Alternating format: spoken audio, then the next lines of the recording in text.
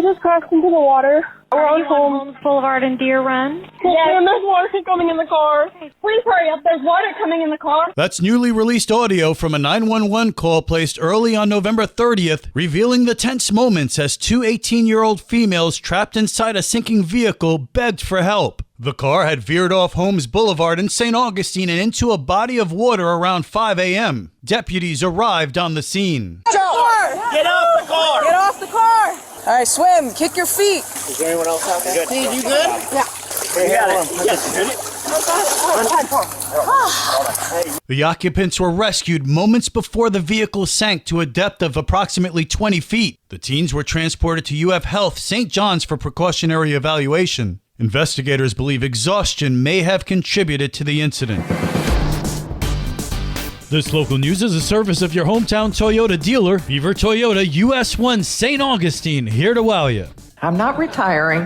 I'm just having a bit of a recess, so you may see me again. Roxanne Horvath addressed the audience at her final City of St. Augustine Commission meeting Monday night. She's been on the Board of Commissioners for 12 years, most recently as Vice Mayor. I would like to thank the citizens of St. Augustine for the opportunity to serve them for this period of time, and it has been my honor and privilege that I have not taken lightly. Mayor Nancy Sykes-Klein honored her accomplishments. Roxanne Horvath formed the city's first public art committee, which selected an object of contemporary art to be constructed at May Street and San Marco Avenue, and the establishment of the first official city poet laureate. You have served on the North Florida Regional Planning Council for many years. You've been a member of the Planning and Zoning Board, Historic Architectural Review Board, Entry Corridor Committee, and the Code Enforcement Board. I also want to mention some of the positive memories that we share: planting of trees on Arbor Day,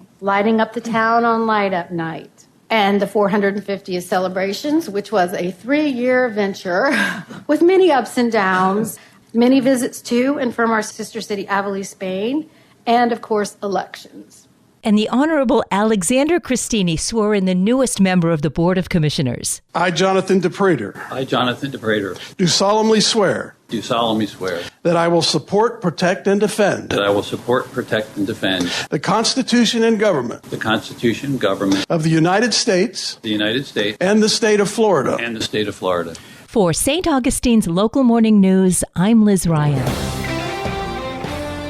I do believe this is compatible. I think it's the best possible scenario for this property. This is a good use of the property, and I would support it. I think a lot of us would probably agree that if something has to go in, this would be a great option. The St. Johns County Commission approved a longtime property owner's request to rezone a parcel on the west side of the county. Property owner Steve Glidden requesting a small-scale comprehensive plan amendment to change the future land use map designation of a parcel on the east side of Coley Cove Road, west of County Road 13 North, from rural silviculture to residential A. Today, we are asking for an amendment to the future land use map, which would change 45 acres from RS to Res A. This would normally allow 45 units on this land, but that would not be compatible with the long-established growth pattern of Coley Cove. So we wish to further limit this 45.8 acre parcel to only 11 units by using a site-specific text amendment. Glidden says neighbors started asking a lot of questions after they saw what looked like land being cleared. Rayonier, our tenant, who holds a timber lease on this land in the adjacent 1,200 acres, began to harvest their timber. It brought on fears of large development. Needless to say, the timing of this harvest was not our idea, but it did get a lot of people to our meeting. During this meeting, I explained my family's challenges. Our timber lease is nearly over. Developers are knocking on our door. Conservation is an uphill battle. I shared our vision of 11 4-acre lots, which could help prevent a more dense growth pattern already seen less than a mile away from Coley Cove Road. Commissioner Christian Whitehurst supports Glidden's request. It's in perfect harmony with the existing character of the community. 1 unit for every 4.5 acres. It's a very, very low density. It's something I'm excited to see coming into the northwest sector of the county.